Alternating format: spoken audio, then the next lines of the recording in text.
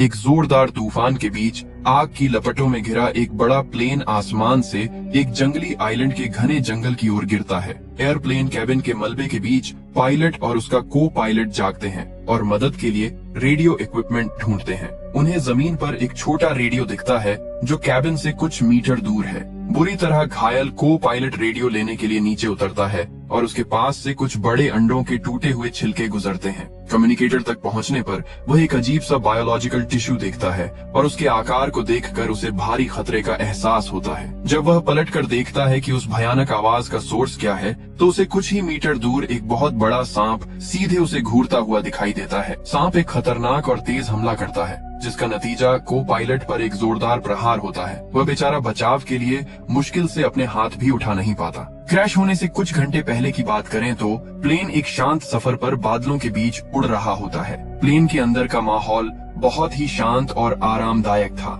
लोग अपनी अपनी दुनिया में खोए हुए थे। किसी को भी इस बात का जरा सा भी अंदाजा नहीं था कि अगले ही पल मौत उनके सामने खड़ी होगी। क्रू अपनी स्टैंडर्ड इन फ्लाइट सर्विस पूरी करता है और पैसेंजर्स से अपनी सीट ठीक करने और खाने के लिए ट्रे नीचे करने को कहता है। एक बूढ़ा आदमी शांति से सोते हुए खर्राटे ले रहा होता है। उसके बगल में एक और जवान आदमी चिंता से अपनी इंश्योरेंस पॉलिसी देख रहा था। अचानक वह आदमी सी फूड मार्केट में केकड़ों के बर्ताव के बारे में सोचने लगता है कि कैसे वे हमेशा भागने की कोशिश करते हैं, लेकिन उन्हें माहौल या दूसरे केकड़ों द्वारा रोक दिया जाता है। ये इंसानी जिंदगी का एक सीधा उदाहरण था। तभी एक फ्लाइट अटेंडेंट उसे पानी देती है और उसकी सोच टूटती है। वह पानी लेने से मना कर देता है और सोचता है कि जिंदगी कब इतनी मुश्किल हो गई। हल्के टर्बुलेंस की वजह से फ्लाइट अटेंडेंट आगे बैठे एक पैसेंजर पर थोड़ा पानी गिरा देती है। उस औरत का चेहरा देखकर आदमी को एयरपोर्ट पर उससे हुई बातचीत याद आती है। उसे वह नेकलेस याद आता है जो उसने उससे मिले एक स्माइली फेस स्टिकर से बनाया था।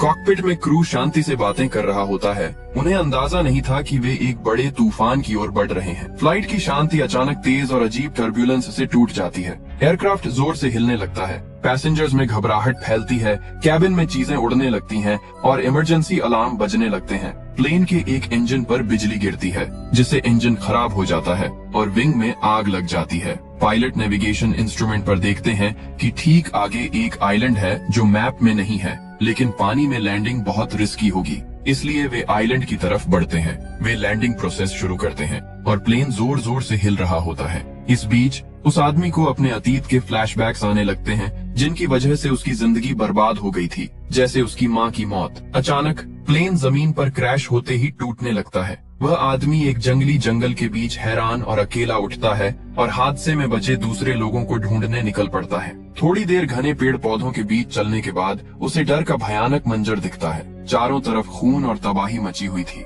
जो लोग बच गए थे उनकी आंखों में सिर्फ मौत का खौफ और बेबसी छाई हुई थी। हाउरेन को समझ नहीं आ रहा था कि वह इस भयानक सपने से कैसे बाहर निकलेगा, लेकिन उसे यह पक्का पता था कि अगर जिंदा रहना है तो उसे हिम्मत दिखानी ही होगी। प्लेन पूरी तरह से तबाह हो गया था। कुछ लोग मर चुके थे और बचे हुए लोग निराशा में चीख रहे थे। वह कैबिन की तरफ उस औरत की मदद करने के लिए दौड़ता है जिसे उसने मलबे से अपने बॉयफ्रेंड को बचाते हुए देखा था। जब वह औरत उस आदमी का चेहरा देखती है तो वह थोड़ा कंफ्यूज्ड होकर उसे हॉरेन कहकर बुलाती है। क्रू बचे हुए लोगों की अच्छी तरह से देखभाल करने की कोशिश करता है। बचे हुए लोगों में से एक आदमी कॉन्फिडेंस के साथ कहता है कि ग्रुप के बचने का एकमात्र मौका यह है कि सब एक साथ मिलकर उस जगह की ओर चलें जहां प्लेन का कैबिन गिरा था, क्योंकि वहां रेडियो ट्रांसमीटर था। वह जोर देता है कि सभी को अपनी भावनाओं पर कंट्रोल रखना चाहिए और पानी तथा खाने की व्यवस्था करनी चाहिए। फिर वह पास में दिखे एक बड़े नुकीले फल को पकड़कर उसे हल्के से थप्पड़ मारता है। फल उसके हाथ में ग्रेनेड की तरह फट जाता है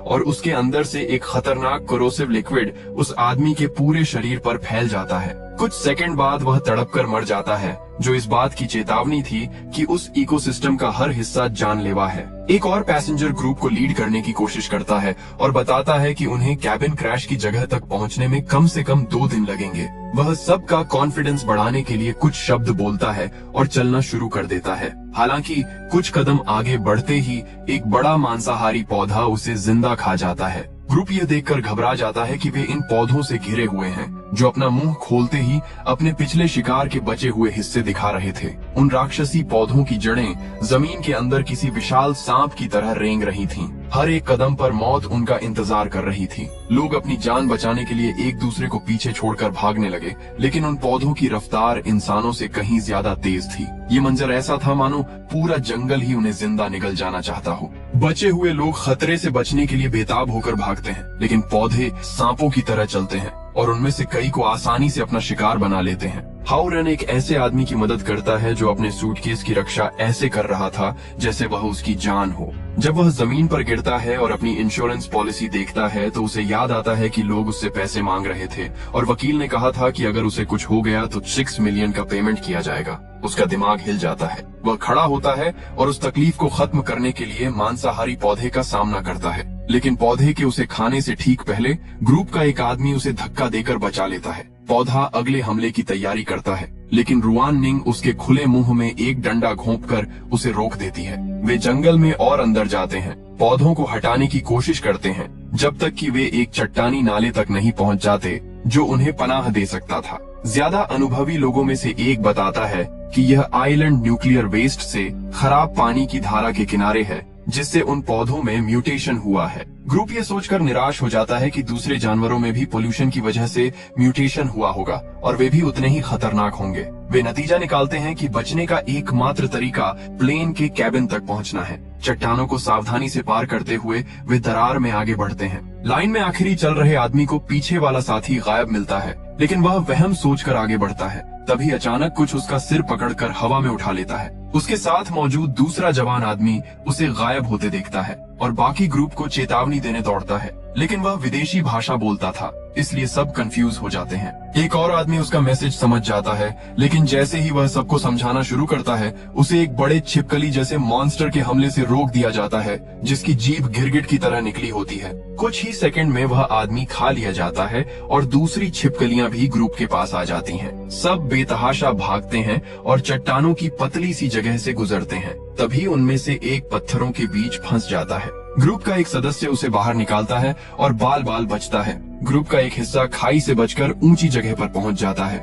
हाउ रेन, रुआन निंग और एक दूसरा सर्वाइवर पीछे छूट जाते हैं। एक मॉन्स्टर दूसरे सर्वाइवर को पकड़ता है, लेकिन उसके भारी वजन की वजह से उसे खींच नहीं पाता। फिर छिपकली रोन निंग पर हमला करती है। हाउ रेन उस औरत का हाथ पकड़ लेता है, जिससे वह मॉन्स्टर के जबड़ों में नहीं फंसती। फिर मॉन्स्टर उसे छोड़कर हाउ रेन पर ही हमला कर देता है। औरत उसे कसकर पकड़ लेती है, तभी दूसरी छिपकली उसे भी पकड़ लेती है। हाउ रेन मॉन्स्टर के सामने सरेंडर करने का फैसला करता है और लड़की को अपनी फीलिंग्स बताकर उसका हाथ छोड़ देता है, लेकिन आखिर में दूसरा सर्वाइवर कूदकर हाउ रेन को हवा में ही रोक लेता है, जिससे दोनों मॉन्स्टर अपनी ही जीभों में उलझ जाते हैं। ग्रुप को भागने का सही मौका मिल जाता है और वे ऊंचे पेड़ पौधों के बीच से भाग निकलते हैं। छिपकलियां उनका पीछा करती हैं, लेकिन पेड़ पौधों में कुछ ऐसा होता है जो उन्हें पीछे हटने पर मजबूर कर देता है, मानो उस क्षेत्र पर कोई बहुत बड़ा खतरा हावी हो, जिसके इलाके में जाने की हिम्मत वह खूंखार छिपकलियां भी नहीं कर सकती थीं।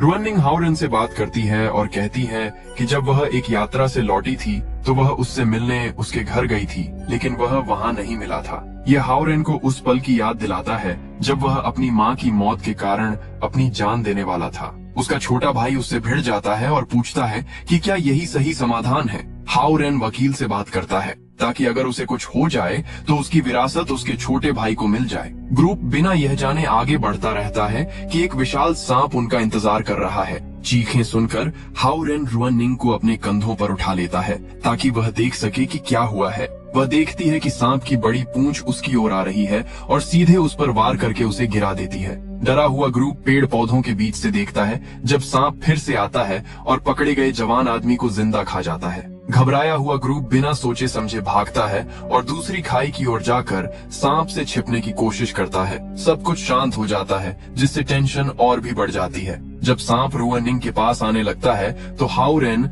राक्षस का ध्यान अपनी ओर खींचता है। सांप हमला करने की तैयारी करता है, लेकिन हाउ रेन देखता है कि वे विस्फोटक फलों वाले पेड़ों के नीचे हैं। वह उनमें से एक फल सांप पर फेंक देता है, जिससे बड़े धमाके होते हैं और विशाल सांप घायल होकर वहां से भाग जाता है। जैसे ही अंधेरा होता है, ग्रुप एक गुफा में शरण लेता है। वे कैंप फायर जलाते हैं। तभी एक बुजुर्ग औरत रुआन निंग के साथी को टेलीविजन से पहचान लेती है। इससे वह असहज होकर गश्त करने निकल जाता है। बुजुर्ग आदमी गुफा की दीवार पर ऑयल देखता है, और आग के लिए थोड़ा सा ले लेता है। हाओरेन अपना नेकलेस आग जलाने के लिए देता है, जिससे रुआन निंग दुखी हो जाती है। बुजुर्ग आदमी अपनी पत्नी को याद करता है और कहता है कि जब तक कोई जिंदा है उसे इज्जत और खुशी से जीना चाहिए। तभी ग्रुप को दूर से एक तेज आवाज और रोशनी दिखाई देती है। ये सोचकर कि यह कोई रेस्क्यू टीम हो सकती है, हाओरेन, रुआन निंग का बॉयफ्रेंड और ब्रीफ केस वाला आदमी मदद लेने जाते हैं। वे खुले मैदान में आगे बढ़ते हैं जब उन्हें एक नया जीव हैरान कर देता है। रोशनी का सोर्स एक बहुत बड़ा मेंढक था, जिसके सिर पर एक लटकता हुआ अंग था जो रोशनी निकाल रहा था। वे चट्टानों के नीचे छिप जाते हैं, लेकिन ब्रीफकेस वाला आदमी अपना सूटकेस निकालने की कोशिश करता है। मॉन्स्टर उसे पकड़ लेता है और सूटकेस खुल जाता है, जिसमें उसकी छोटी बेटी की राख थी। बड़ा मेंढक उसे खा जाता है और बाकी दोनों पर हमला करने की कोशिश करता है। वे अलग होने का प्लान बनाते हैं ताकि एक जिंदा बच सके। हाओरेन एक तरफ भागता है, लेकिन उसे एहसास होता है कि दूसरे आदमी ने उसे धोखा दिया है। मेंढक हाओरेन की तरफ कूदता है, लेकिन तभी उससे भी बड़ी कोई चीज उस मेंढक को हवा में ही छीन लेती है। वह लड़का गुफा में लौटता है और दूसरों को बताता है कि वह अकेला बचा है। जल्द ही वह बड़ा सांप गुफा के पास चक्कर लगाने लगता है। वह कुछ देर बाद गायब हो जाता है। सुबह वे बच्चे की राख को दफना देते हैं और अपनी यात्रा जारी रखते हैं। उन्हें जमीन पर सांप की खाल का एक बड़ा टुकड़ा दिखता है, जिससे वे अलर्ट हो जाते हैं। तभी वह बहुत बड़ा सांप बाहर निकलता है और ग्रुप की तरफ एक पत्थर फेंकता है। ग्रुप बाल बाल बचता है और फिर शिकार शुरू होता है। हर कोई दरारों में छिपकर बच निकलता है और अपनी आखिरी मंजिल की ओर बढ़ जाता है। वे एक गुफा में घुसते हैं और एक खड़ी और फिसलन भरी सड़क से आगे बढ़ते हैं। बूढ़ा आदमी फिसल जाता है, लेकिन हाओरेन और रुआन निंग का बॉयफ्रेंड उसे पकड़ पाते हैं। सांप पास आता है और जवान आदमी बूढ़े आदमी को खाई में गिरने देता है, जहां वह सीधे सांप के मुंह में गिर जाता है। हाओरेन उस जवान आदमी को भी खाई में गिरने देने के बारे में सोचता है, लेकिन मन बदलकर उसे बचा लेता है। गुफा से निकलने के बाद हाओरेन उस जवान आदमी से पूछता है कि उसने बूढ़े आदमी को क्यों गिरने दिया। जवान आदमी जवाब देता है कि असली राक्षस वह नहीं बल्कि हाओरेन है। वह हाओरेन की इंश्योरेंस पॉलिसी निकालता है और कहता है कि वह जानता है कि उसका प्लान पैसे पाने के लिए एक्सीडेंट का नाटक करना था। ग्रुप आगे बढ़ता है और प्लेन का मलबा पाता है। वे मुश्किल से पहाड़ पर चढ़ते हैं और कैबिन क्रैश की जगह तक पहुंचते हैं। ग्रुप कैबिन में घुसकर रेडियो ट्रांसमीटर खोजता है। फ्लाइट अटेंडेंट पायलट को अपनी सीट पर पाती है, लेकिन वह मर चुका था और एयरक्राफ्ट कंट्रोल पर गिर जाता है, जिससे इंजन एक्टिवेट हो जाता है। वह इंजन बंद करती है और इंजन की हवा से ट्रांसमीटर मिल जाता है। हाओरेन रेडियो खोजने जाता है और को पायलट के खून से सने कपड़े देखता है। फिर ग्रुप पर उसी सांप का हमला होता है। हाओरेन उस जीव पर कुल्हाड़ी से वार करता है और उसे जमीन पर गिरा देता है, जिससे उसकी एक आंख अंधी हो जाती है। रुआन निंग भी कुल्हाड़ी पकड़कर सांप पर हमला कर देती है। सांप रुआन निंग पर हमला करता है, लेकिन हाओरेन उसे आखिरी समय में खींच लेता है। जब दो और सांप आते हैं तो दोनों प्लेन के दरवाजे के नीचे छिप जाते हैं। जवान आदमी प्लेन के हिस्से पर जोर से मारकर सांप का ध्यान खींचता है। वह इंजन चालू करने के लिए चिल्लाता है, लेकिन इंजन स्टार्ट नहीं होता। एक सांप बुजुर्ग औरत को निगल जाता है। दूसरा सांप फ्लाइट अटेंडेंट पर हमला करने की कोशिश करता है, लेकिन एक आदमी खुद सामने आ जाता है। हालांकि कोशिश बेकार जाती है, क्योंकि दूसरा सांप पीछे से आकर उस बेचारी औरत पर हमला कर देता है। जवान आदमी देखता है कि दो सांप उस पर हमला करने आ रहे हैं, लेकिन अचानक फ्लाइट अटेंडेंट की आखिरी कोशिश से प्लेन का इंजन चालू हो जाता है। इंजन की ताकत सामने की हर चीज को खींचने लगती है और जबरदस्त सक्शन उस सांप को खींच लेता है जो हाओरेन और रुआन निंग पर हमला कर रहा था। वह विशाल सांप अपनी पूरी ताकत लगाने के बाद भी उस भयानक सक्शन से बच नहीं पाता। देखते ही देखते उसका भारी शरीर इंजन के नुकीले ब्लेड से टकराता है और वह पूरी तरह कटकर खून के फव्वारे में बदल जाता है। उस उथल पुथल के बाद रुआन निंग का बॉयफ्रेंड बताता है कि गुफा के अंदर उसने बुजुर्ग आदमी का हाथ नहीं छोड़ा था, बल्कि बुजुर्ग आदमी ने खुद पकड़ छोड़ी थी। प्लेन के धुएं के नीचे एक बहुत बड़ा सांप पास आता है और उस जवान आदमी को निगल जाता है। हाओरेन और रुआन निंग कैबिन की तरफ वापस भागते हैं। सांप कैबिन को लपेटकर हमला करना शुरू करता है। हाओरेन को रुआन निंग की बात याद आती है कि वह ज्यादा मुस्कुराए तो किस्मत बेहतर होगी। वह कुल्हाड़ी चलाता है और प्लेन के साइड में एक छेद खोलकर भागने लगता है। एयरक्राफ्ट का बचा हुआ फ्यूल लीक होने लगता है और सांप उसमें भीग जाता है। हाओरेन और रुआन निंग चट्टानों की दरार से भागते हैं और वह अपने नेकलेस से दीवारों पर वार करता है, जिससे चिंगारियां निकलती हैं और मेटल गर्म हो जाता है। एक जबरदस्त सीन में वह गर्म मेटल को सांप के मुंह की तरफ फेंकता है। जिससे फ्यूल में आग लग जाती है और विशाल सांप पूरी तरह जलकर खाक हो जाता है, जिससे पूरा इलाका रोशन हो जाता है। राक्षस एक आखिरी हमला करने की कोशिश करता है, लेकिन चोटें झेल नहीं पाता। किसी बड़े चमत्कार की तरह रेडियो ट्रांसमीटर बजने लगता है और एक आवाज सुनाई देती है जो बचे हुए लोगों से जवाब मांगती है। इस तरह पीछा करने का वह सिलसिला खत्म हो जाता है। इसी के साथ कहानी यहाँ पर खत्म हो जाती है।